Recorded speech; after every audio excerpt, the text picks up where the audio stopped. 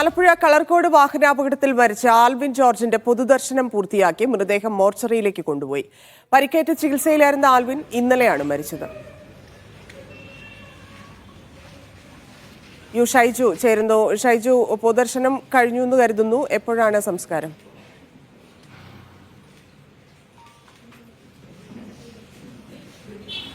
തന്യ രാവിലെ 9 മണിയോടുകൂടി പോസ്റ്റ്മോർട്ടം നടപടികൾ ആരംഭിച്ചു. ഏതാണ്ട് 9:30-ക്ക് ശേഷം പോസ്റ്റ്മോർട്ടം നടപടികൾ പൂർത്തിയാക്കി. മറ്റ് നടപടിക്രമങ്ങൾക്ക് ശേഷം 10 മണിയോടുകൂടി ആൽവിൻ പഠിച്ചിരുന്ന ആലപ്പുഴ മെഡിക്കൽ കോളേജ് ക്യാമ്പസിൽ എത്തിച്ചു, പൊതുദർശനത്തിന് വെച്ചു.